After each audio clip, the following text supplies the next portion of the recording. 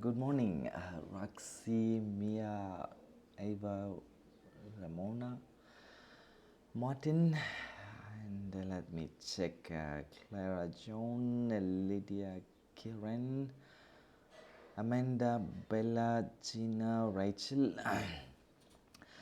Well, happy for you that 20 people are able to view my screen.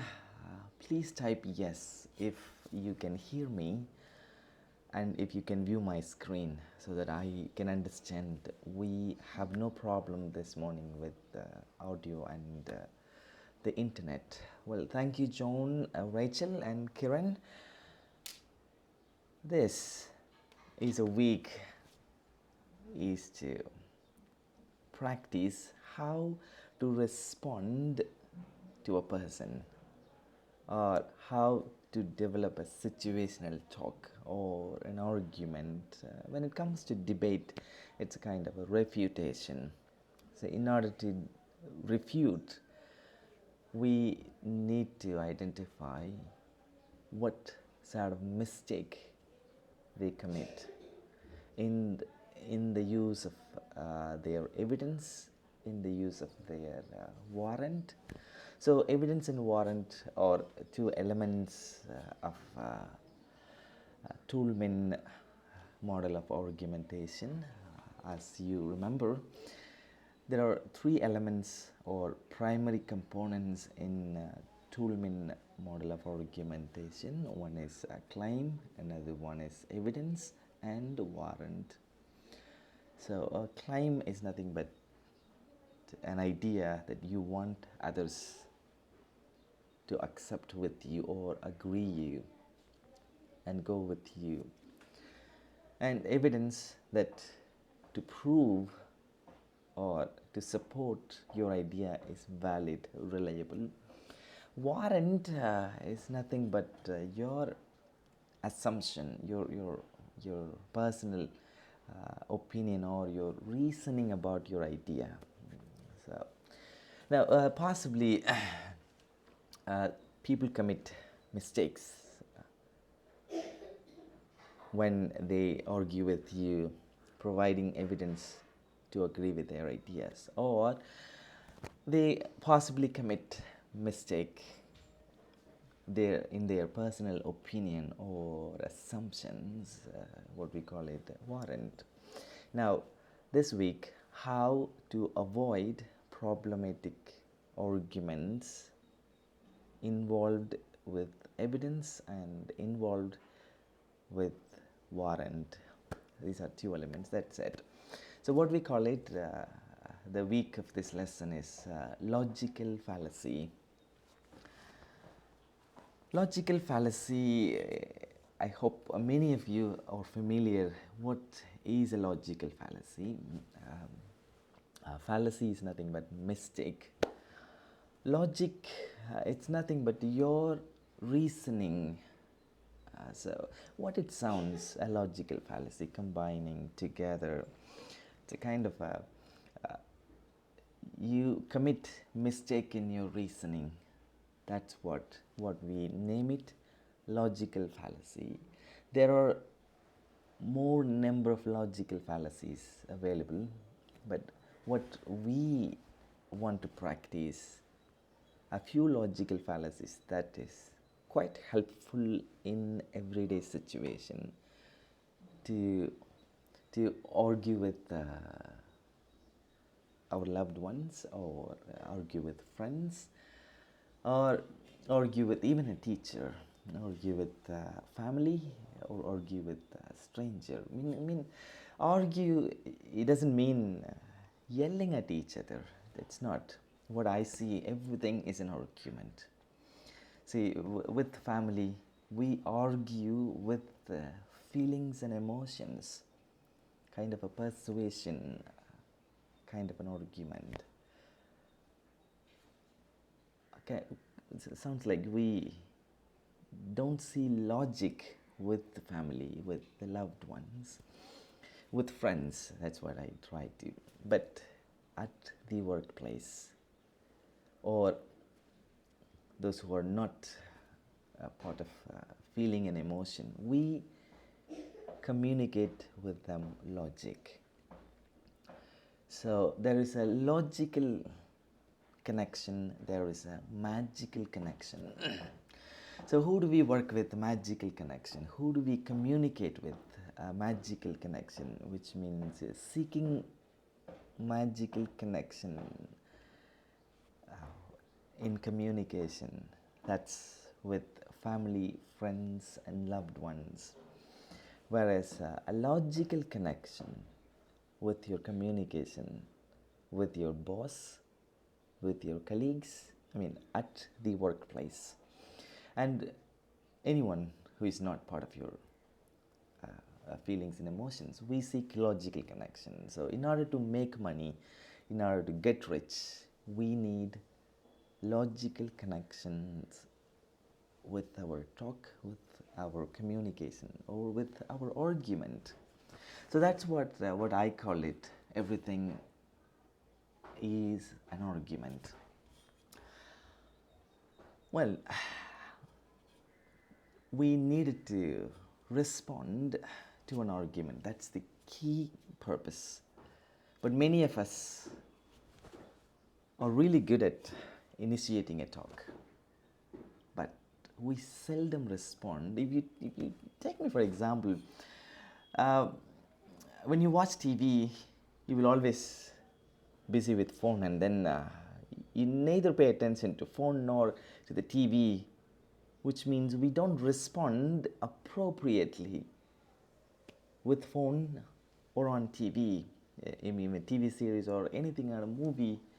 So we have developed a habit to react than giving appropriate response to the people, with people. That's one sort of thing. Even in our high school, our school teachers keep talking to us. We will only react, yes, no, okay.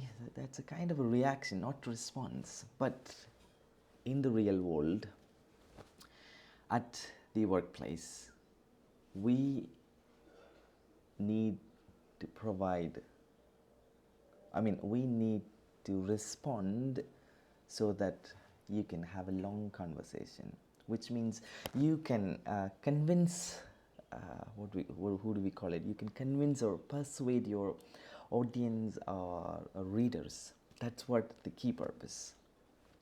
So how to identify problems and how to respond to a person in everyday situation and in the debate contest, and how these debaters do refutation and do respond as quick as possible.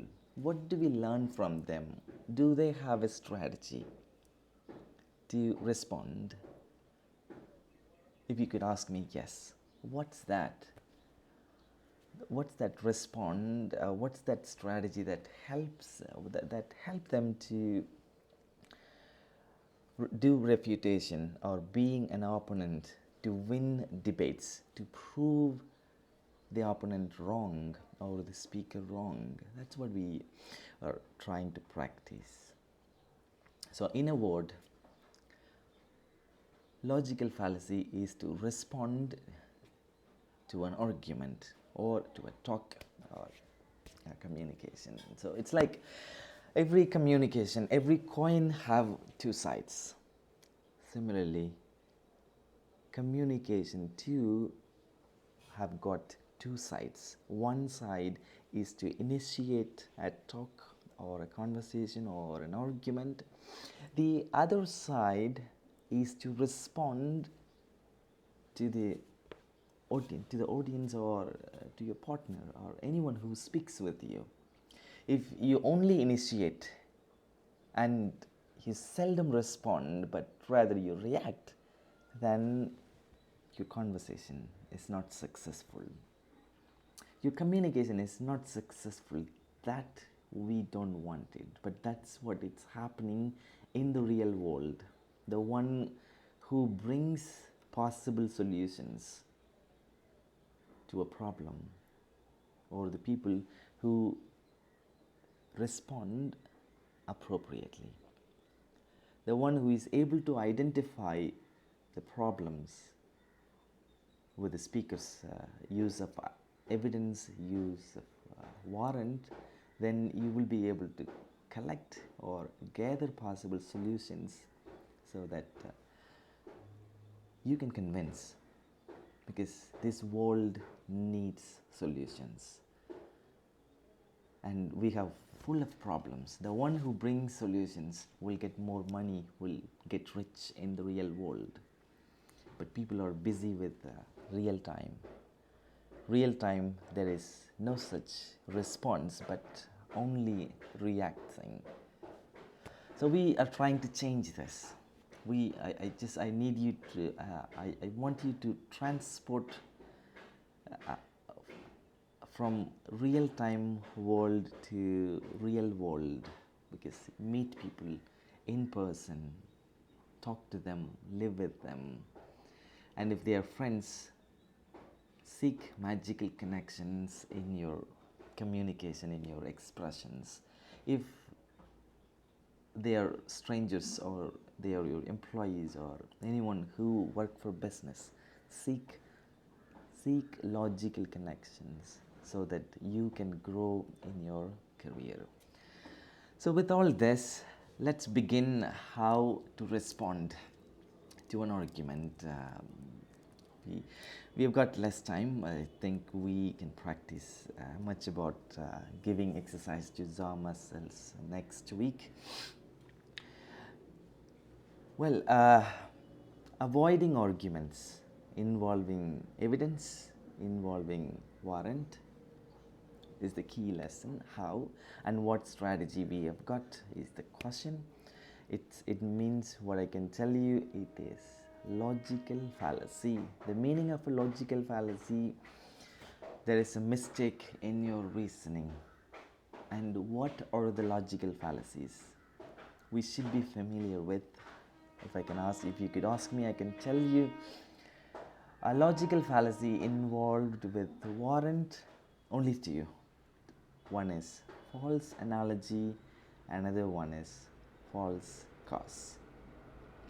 If you are familiar what is the meaning of false analogy and false cause, you can identify actually you are making a false analogy argument. When you are able to identify problem, it's easy to bring possible solutions as a response. That's what I'm trying to help you understand.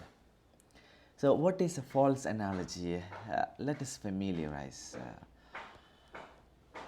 False analogy is nothing but, it's easy to guess. Analogy is nothing but comparing two things. False, which means wrong. So what makes me to understand false analogy? It's a wrong comparison. If you could ask me an example, these doctors, lawyers, carpenters, three professionals, they look and do their job. For example, carpenter, he works looking at the blueprint, and advocate at the court in front of a judge, he look at the key points and then he argue against his opponent, argue on behalf of his client. Doctors, when they do surgery, they will always look at some key information to save a patient. So when these three people, when they are allowed to look and do their job, why not students allowed to take their textbook inside the examination hall, to look on the book and then write exams? See, what am I comparing? Is it a good argument? It is. What am I doing is, it is a false analogy argument. It's because why? Because Doctors, lawyers, and carpenter are not taking a test, but a student is taking a test.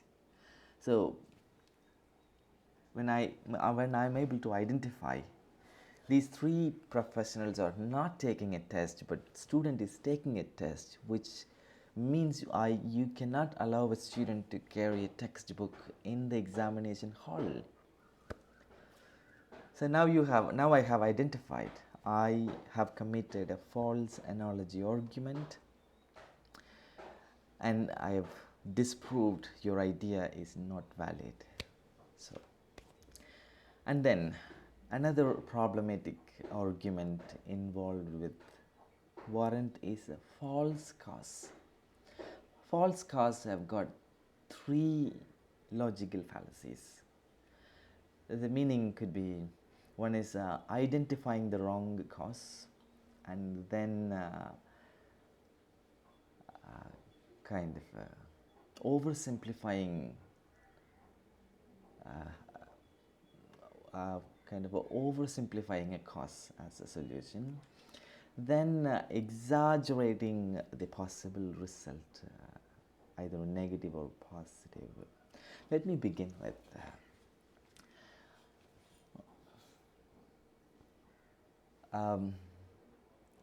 exaggerating the possible result. If you could ask me what is a logical fallacy which means exaggerating the possible result, is slippery slope argument. If you could check unit 5, you will get to know more about what is a slippery slope argument.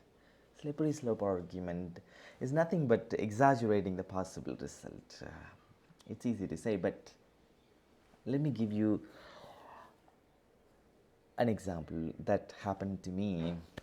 When I was in high school, I seldom do homework at home, and my mom noticed sometime, and she came to me, Ramesh, if you don't do homework properly, or if you don't read aloud at home, I don't think you can get good marks. If you do not get good marks, you won't go to good college. You may get an admission with a poor college where there is no quality.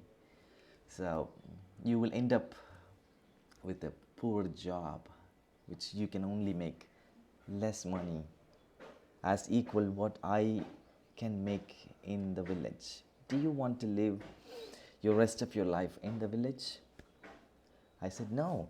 Then you should do your homework. So what my mom committed is a slippery slope argument. She exaggerated when I don't do the homework. Then, but what I don't see my mom committed a slippery slope argument, which is wrong, but which makes me to understand what could be the outcome when I don't do this. Then I started working on my homework every morning and read them aloud. Whether she understood or not, she's happy. So this is an example, exaggerating the possible result, positive or negative. And then what we call it, a causal reductionism argument. It's a logical fallacy. You can check them out in your book, unit number 5. Causal reductionism argument, for example, when there is a complex problem, but you came up with a oversimplifying solution or a cause, which is not easy to accept, but you still stick to it. If you do so, you are committing causal reductionism argument. So if you could check your book, you may have an example between a taxi driver and maybe a driver and a traffic police. Between them, a driver says, I ran my car off the side of the road. It's because of the damn squirrel came in front of my car. But traffic police, came up and he responded. So you don't think you ran your car off the side of the road because you were texting your girlfriend and driving drunk? That's what the traffic police have come up. But this man, this driver, no, it's all because of damn, it's all because of a squirrel. That makes me, that makes my car run off the side of the road. So if he does so, which we can understand, you are making a causal reductionism argument. It's a logical fallacy. You can refute. Then the third one, post hoc fallacy. I mean, identifying the wrong cause. That's the meaning of post hoc fallacy, post hoc argument or not. Imagine your partner, or maybe your roommate, borrowed your bike or your bicycle last night, and this evening you wanted to go for a cycling, and you happen to notice the chain was damaged, and all of a sudden you make a call and you yell at them, after you have borrowed my bike chain is damaged, it's all because of you. Then if you yell at them, then your partner or your friend might notice actually you are making a post hoc fallacy argument. It's a post hoc argument. When I returned, your bike was sound safe and good. I mean, the condition is good. Remember, somebody else could have done that. It's not because of me. So what you have committed is a post hoc fallacy, or somebody damaged that is near. We can check in the CCTV who caused damage to your bicycle. So literally, actually, what you are committing is a post hoc fallacy argument. So this is it. These are the three false cause logical fallacies, and one is false analogy and false cause. These two can avoid arguments involved with warrants. Now, avoiding arguments involving the evidence we provide, what are they and how many do you think we should be familiar with in order to handle people in everyday situation and in the debate contest? If you could check your textbook, there are a few logical fallacies involved with evidence. One is my favorite, that's what I begin: straw man argument, ad hominem argument, ad hominem fallacy, straw man fallacy, hasty generalization fallacy, red herring fallacy, and appeal to people fallacy, and so on. There are the minimum, if you are familiar with 6 or 7 logical fallacies, you can identify these fallacies with family, with friends, with teacher, with roommates, anybody who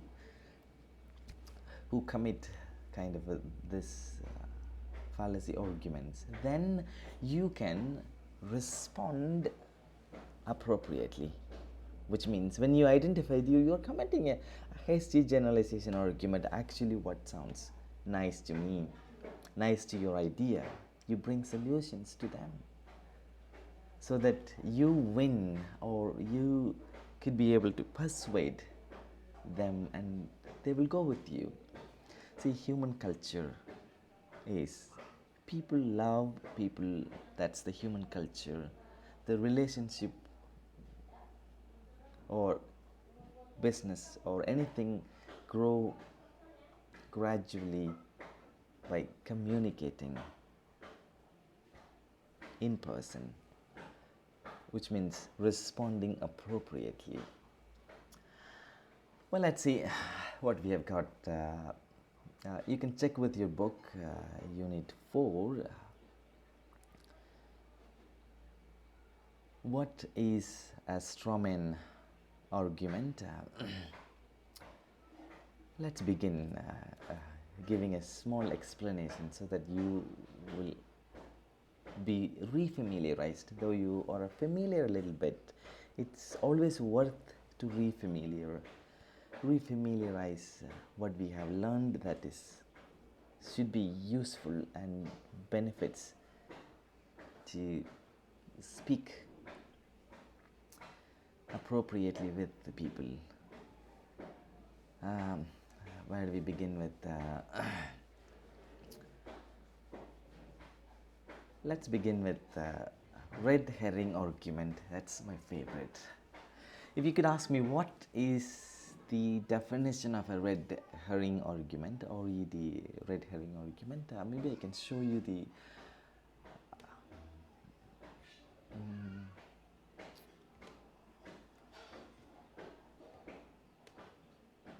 I'm sorry about that, it's not coming.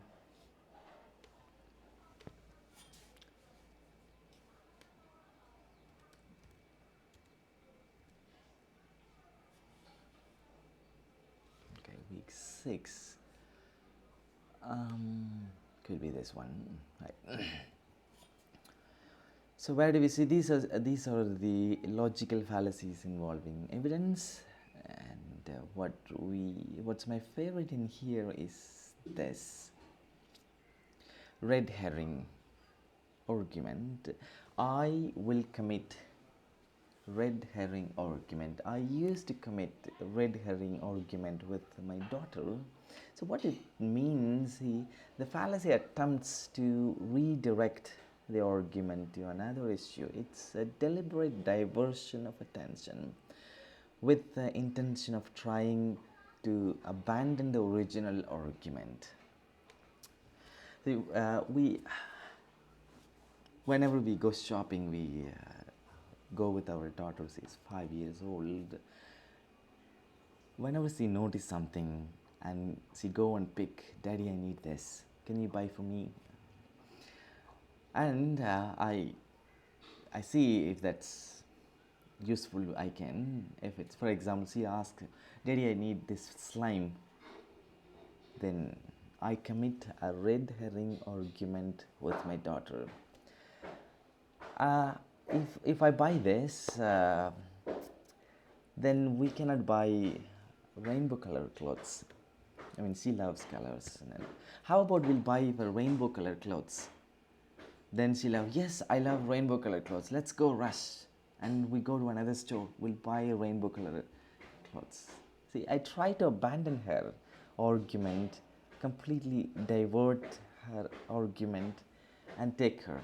Then we go, "The rainbow colored clothes are not in here. How about tomorrow we will buy rainbow colored clothes? Can we go together?" Yes, we can. So that's such kind of argument I make with my daughter every now and then. What I commit is a red herring argument. So imagine you may have experience with your friends, family, and anybody who commit red herring argument with you. And then straw man, it's a kind of an exaggerated or misrepresented argument. Misrepresented your argument, kind of a distortion. Straw man argument, it's a logical fallacy. Anyone who misrepresent your idea. So you want an idea to accept others, but they try to misrepresent or distort it. Then you can name it. Actually, you're committing a strawman argument. Indeed, I did not mean to say this. If you could ask me who could commit a strawman argument in my family, There is a straw man argument I happen to notice with my grandmother and her daughter-in-laws. So my grandmother and daughter-in-laws, they argue each other. It's not yelling each other, it could be arguing each other, and then reporting it to their husbands about her mother. Your mother is doing like this, speaking like this, arguing with us like this. But when I talk to my grandmother used to say, no, I didn't mean that way, but they took it in that way.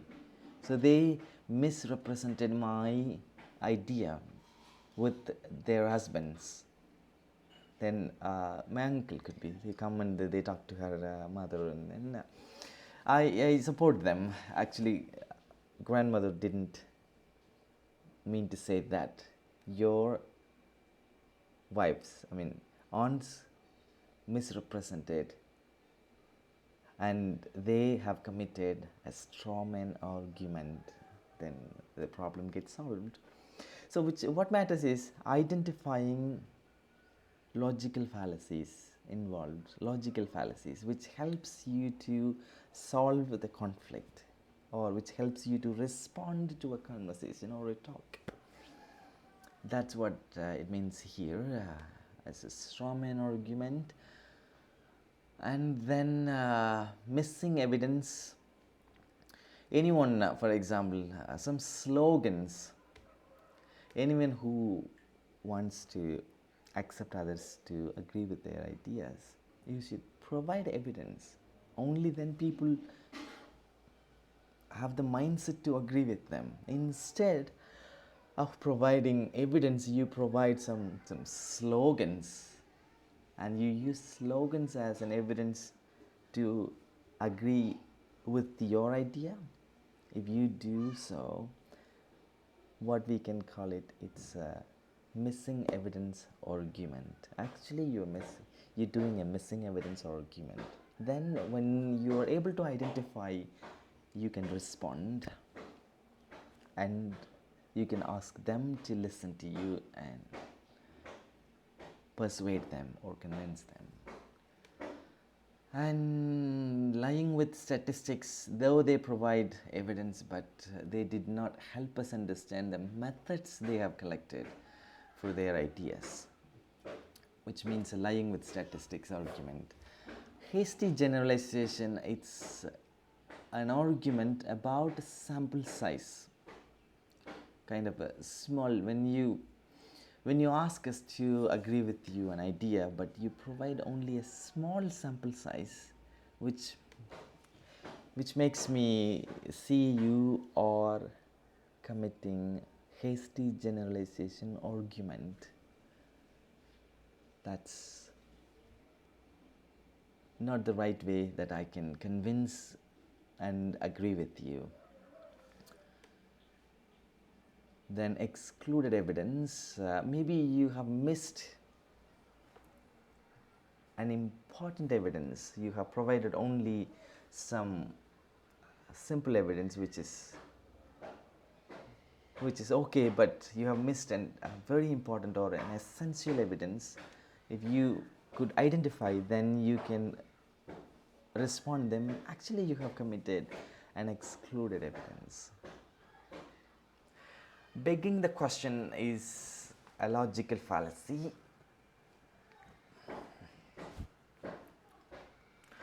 See, the conclusion or idea simply restated in a slightly different form. Instead of providing evidence to agree with you, but you try to restate your ideas slightly in a different form. Maybe, for example, our school teacher or university professor, maybe not professor, maybe teachers, they ask you to agree with them repeatedly in a slightly different form. We agree with us if they could provide examples. If you could ask me, my high school economics teacher, he used to agree with an idea that he reads from a book and then he repeats slightly in a different form what's available in the book. He did not provide example as an evidence so that I can easily agree with him. He didn't. So what he committed was begging the question argument with us. We do this. If you happen to notice, if somebody did not provide any, if somebody repeats their ideas more than once, what we can understand, actually you are committing begging the question argument. Maybe I could be committing begging the question argument with you. Appeal to the people, making use of feeling and enthusiasm as an evidence to convince audience or to persuade them is an appeal to people argument. Probably in India we see the politicians make use of people's emotions as to persuade them and then winning in election for vote, winning votes in the election. Ad hominem is nothing but this is to attack the person making the argument who rather than the argument or the point of view. So when you and your partner talk about, when you attack a person's character, when you respond or when you talk about a person's character, then the issue, then the idea, if you do so, then you are committing an ad hominem argument.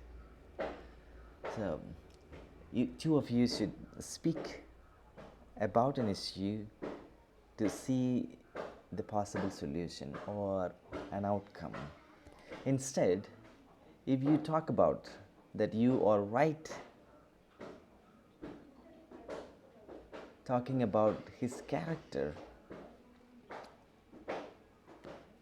which we can understand actually you are committing a straw man argument. It's an ad hominem argument. Well then, so this is all appeal to people, lack of missing evidence. We have checked red herrings, straw man. What I can understand, this is one of my favorite. Knowing the common logical fallacies involving evidence can help you win more debates because you will better equipped to respond to the points made by the other side and also better able to ensure your own reasoning is correct.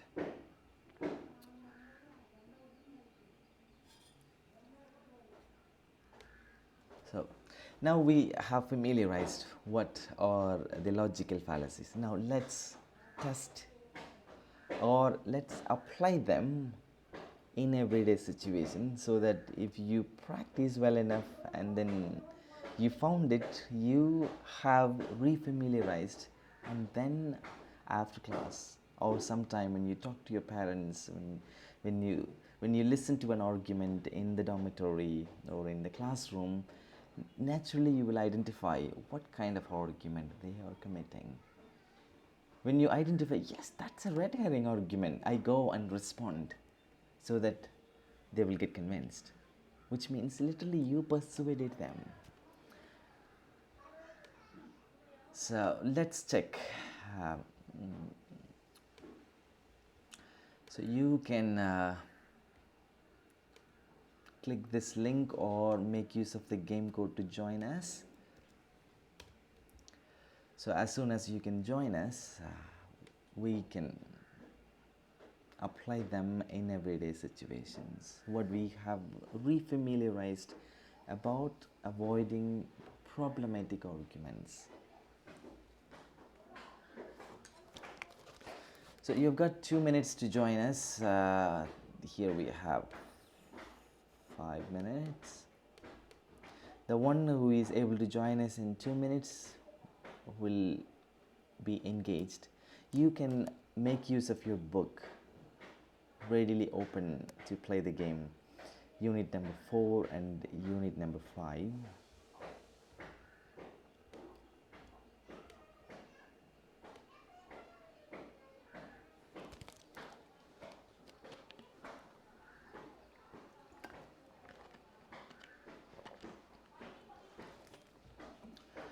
Well, I'm quite happy. It's surprised to see there is a quick response from all of you.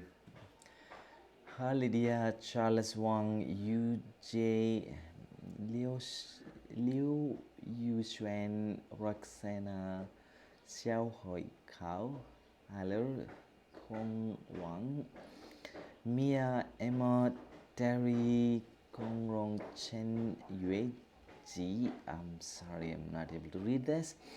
Ming Li, Vicky, Kiran, Yulong Fang. Well, I'm glad. I think we can begin in a minute. Please have patience. See, anything we learn, we should be able to apply them or use them in the real world, or in everyday situation. That's what the real learning. So that's what we are trying to experiment and understand, then support one another or learning from one another from playing this game. Let me begin right away.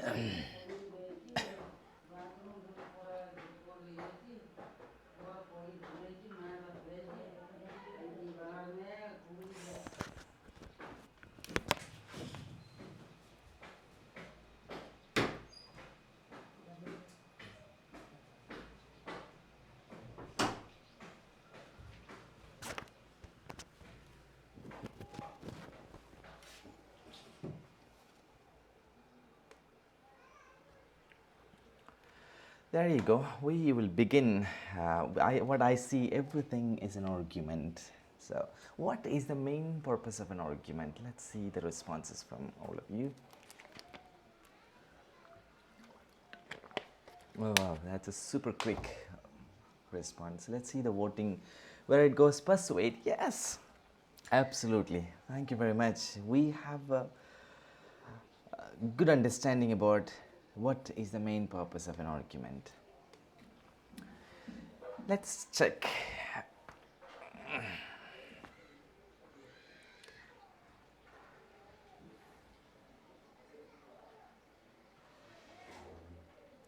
Making a claim, supporting it using logic is the key word is here.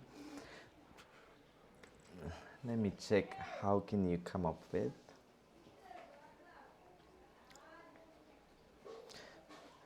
Is there any relevance from the previous question and now?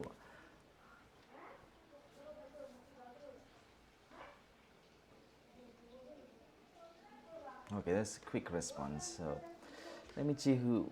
Okay, it's argument evidence. It's kind of a interesting. Let's see who gets a win. We will learn from 11 people. Who are the 11 people? Argument. Making a claim, supporting it using logic is argument. Yes. Because logic works well at the workplace. When you are in the business, when you are a colleague, when you are an employee, you talk to your boss or anyone, you should argue with the logic.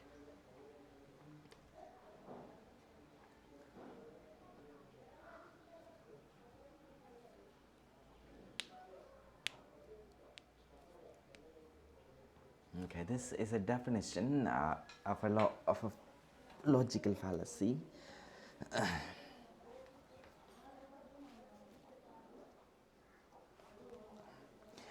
Comparing two things that are irrelevant and that do not pose a valid comparison. What it sounds a definition of a logical fallacy to you? Let us learn from the porting. Yes. See, when you happen to see comparison, comparing an irrelevant, it's easy to guess that's a false analogy. Well, thank you for your responses. It's an excellent, quick response from all of you. Okay, this is a situation. What's the big deal about the early pioneers killing a few Indians in order to settle the West? After all, you can't make an omelette without breaking a few eggs.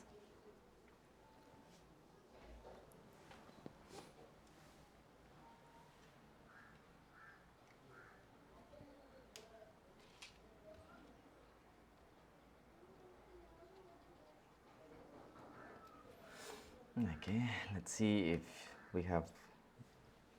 Okay, that's quite interesting how we are unique. And now let's learn from one another what is and what is not. It is a false analogy. See, killing a few Indians, they compare breaking a few eggs to make an omelette. Therefore, it's a wrong comparison in order to settle in the West. Therefore, this is one kind of a situation, what we can say. It's a false analogy argument. Well, thank you. We have refamiliarized from 8 people. Appreciate 8 of you.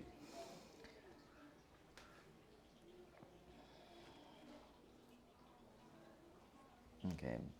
I hope you should be able to respond as quick as possible. You can remember what I said, what I do with my daughter when I take her to shopping.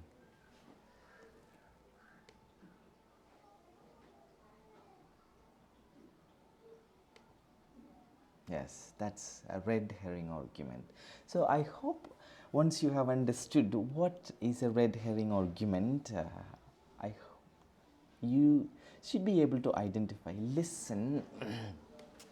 You should be able to listen people, or you listen to your parents, you listen to your friends or loved ones, whether they commit a red herring argument with you. If they do so, you know how to respond.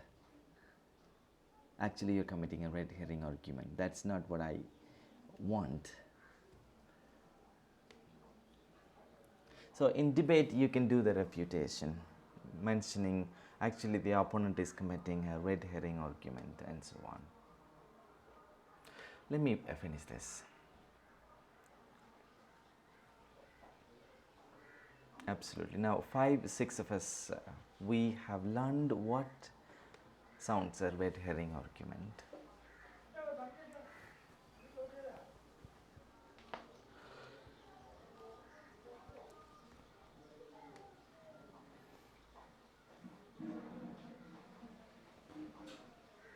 See, this guy and this guy are different. I can't fight that. But I do have an idea. Same guy.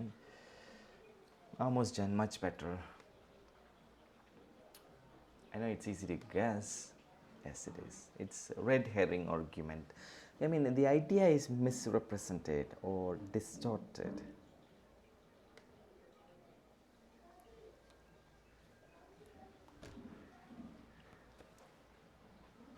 Okay. I believe this you can respond well. This is a definition of a logical fallacy.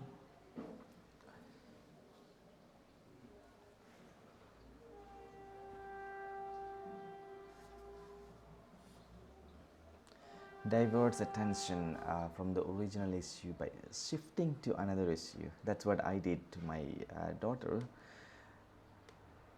Yes, I hope now you are familiar. You have refamiliarized what is the definition of a red herring argument. Well, thank you very much. Now, six of you have now understood well what is the definition.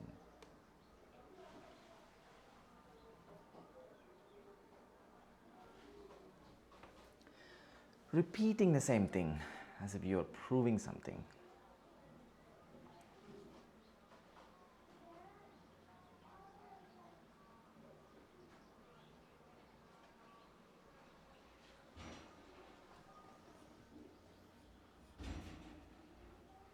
Okay. Let's see if voting goes for only one. Yes, that's the begging the question. You should not repeat. Instead of repeating, if you could provide, you're not committing begging the question. But if you do so, you are making begging the question argument. You can do the reputation if this happens in your everyday situation or in the debate. This is one example, I love it. The soul is immortal. That's what people say. Since it lives forever, so since it does not die, thus it is immortal.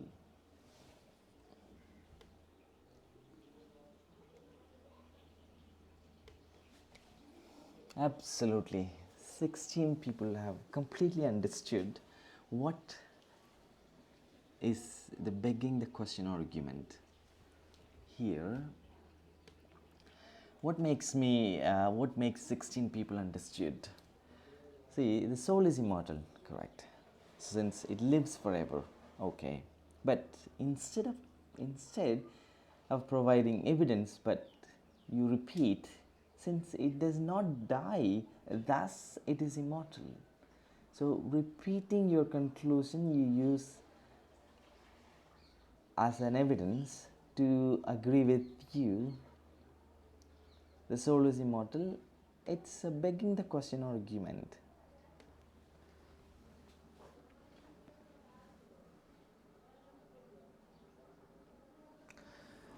Smoking cigarettes can kill you because cigarettes are deadly. Let's see if you have a different opinion or the same. Absolutely, I love this. Yes, it is, because he didn't provide evidence in see kill and deadly repeated. Therefore, this is a begging the question argument. Well, thank you for this. Let's move on to the next one.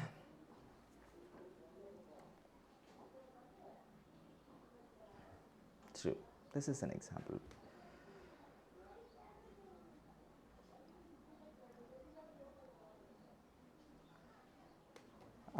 I doubt that you may face a little challenge. Yeah, but if I'm considerate toward one person, about one thing, what's next? Being nice to other people? About other things? And where does it end? Don't you think he's trying to exaggerating the possible result? Which means what I can see, if I'm considerate towards one person, where does it end? He sounds like exaggerating the possible result, negative. Therefore, it is a slippery slope argument than the begging the question. Yes, it's okay, everyone see the world differently a little bit, but what makes quite appropriate in here is slippery slope argument. But thank you, you're curious about begging the question.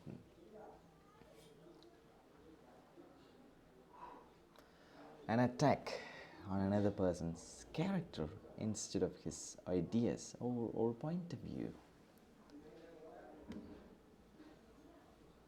Well, that's growing faster and better, yes.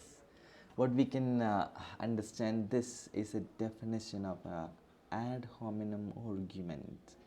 If somebody do so, you can identify, actually without losing temper, you can respond, you're committing an ad hominem argument like that. Let me end this, and since I'm happy all about you, if you can, I can give you some examples.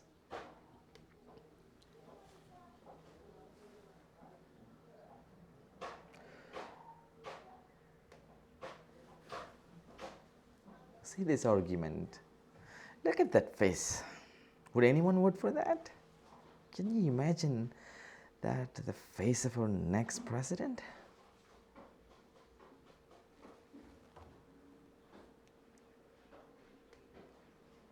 Yeah, so I'm quite sure now you have understood very well what is an ad hominem argument. Two of us have learned.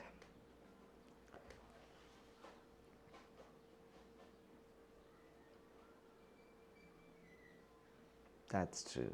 See, this is how what I call it learning from one another, supporting one another to understand better.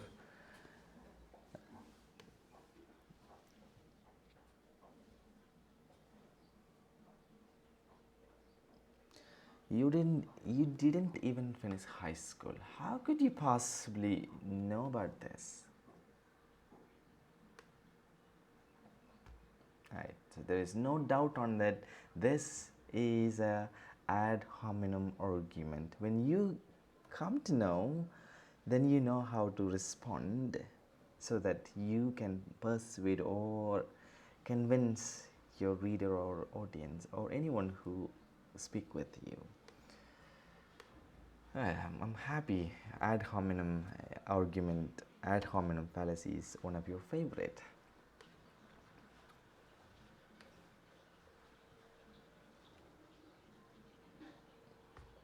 Okay, there you go. Maybe you could be facing a little challenge. It's a little bit critical thinking.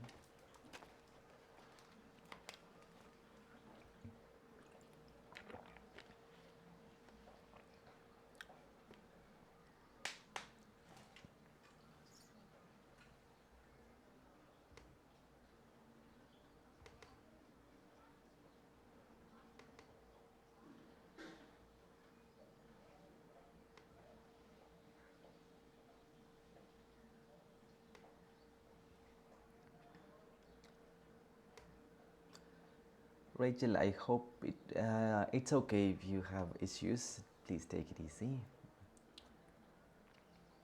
See, sheep and a flock. Do you compare having 4 legs, fleecy, sheep-sized? Do you think there is a logical fallacy in this? Yes, it is. A false analogy. You cannot compare this that is with sheep. It's a wrong comparison, therefore it's a false analogy argument.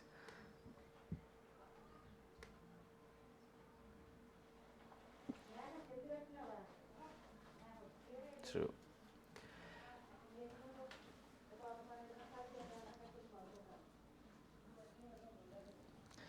Kevin's grandparents do not know how to use a computer. Kevin thinks all older people must be computer illiterate. Do you think there is a logical fallacy in this argument? There should be. Let me check the voting how it goes. It is a hasty generalization, which means the sample size what he provided is very small, proving all older people must be computer illiterate. Therefore, it's a hasty generalization argument. Thank you, all of you.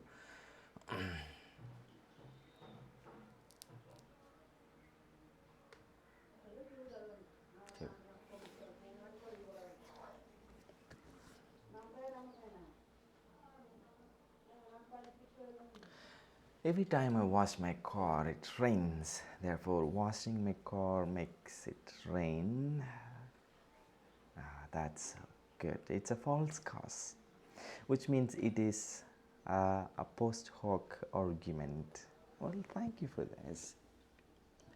Now you have a better understanding what is a post hoc fallacy argument. If you happen to listen to this in the debate contest, you can do the refutation. Indeed, you are committing a post hoc fallacy.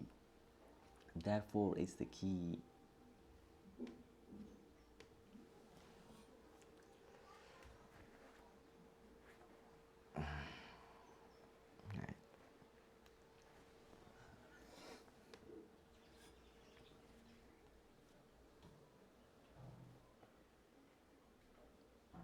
Okay, this could be a little challenging for you, but you give it a try, and then we will learn from one another.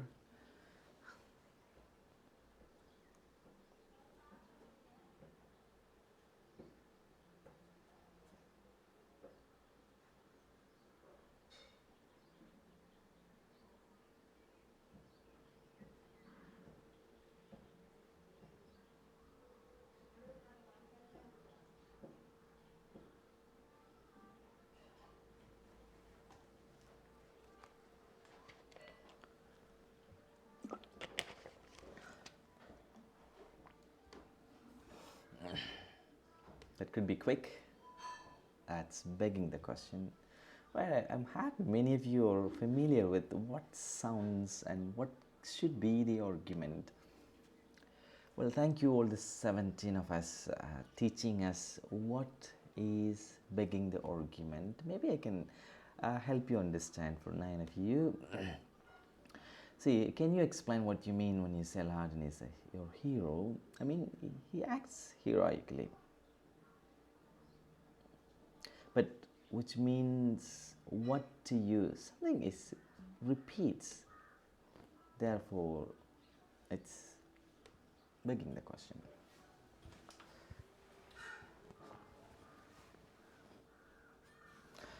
All right, there you go. If you think you can make it, let's see. What do you think should be done about people who swear in public? A man on the interview responds, I think it should be against the law. Interviewer react to this. Oh, I suppose you're against the right to free speech? Then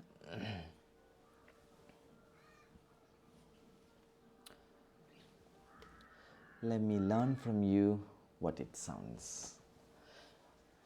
Well, then we have got different understanding with this, but it's okay. Learning from one another is the best that what we can.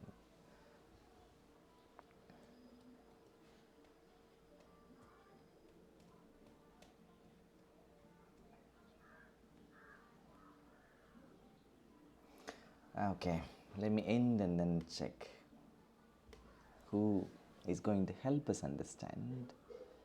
Then we will discuss. See, 16 people have completely agree with it's a straw man argument. It's because I think it should be against the law. That's what a man on the street, but the interviewer misrepresenting. So I suppose you are against the right to free speech. He didn't say this. It's a kind of a misrepresentation or distorted argument what the interviewer is committing.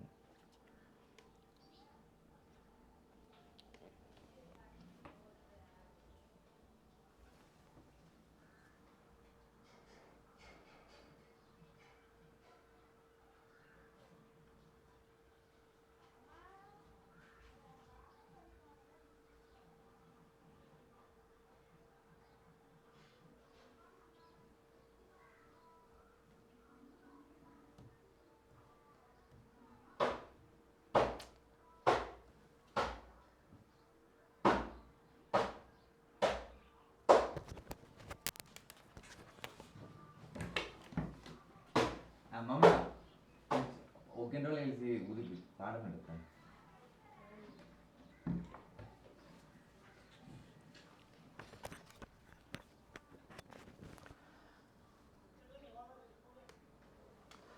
So it is a post hoc fallacy. Good.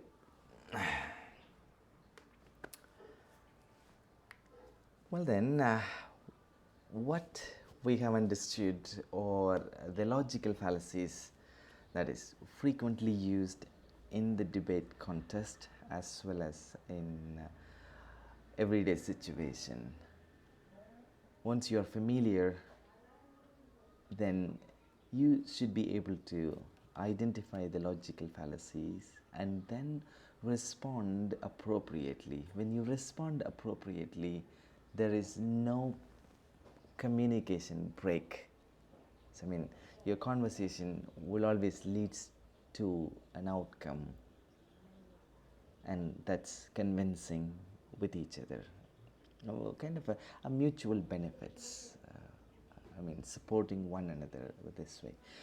So this is what I can call it. Logical fallacy is a strategy to respond to an argument or a conversation. So, well, with this, we have refamiliarized about logical fallacies. I need you to experiment in your everyday life, even in the classroom, in the dormitory, even speaking to your parents, listening to their argument, and just see if you can identify how far are you able to respond so that they are listening to you, which means literally you're bringing possible solutions to solve their problems, or to agree with you, or to persuade them, which helps you to grow in your relationship and in career. So that's what we need as strategy, and this strategy helps us to listen actively. When you listen actively, you should be able to identify problems in the use of their evidence and in warrant. Well, with all this, thank you very much for practicing logical fallacies. And next week, we should be practicing with a strategy how to initiate a talk, how to initiate an argument. Not only initiate, but also evaluate our own writing and speaking. Logical fallacy to help us evaluate our own reasoning, to win debates, to persuade arguments, to develop a healthy relationship. So that's what I need. Language people, language expert will work with the strategy. There are two strategies. One is Toolman model of argumentation. The other is logical fallacies. They just go hand in hand. And which, if you are familiar with these two big things, two strategies, you will have courage to go and meet people in the real world and communicate, develop a situational talk. Therefore, you can collect more number of information. That's what debaters who speak so quick with so much information, they are being opponent, they do refutation and so on. Well, with this, we'll try to stop here, and then we will give opportunity to practice the debate speech for 6 of us for this week.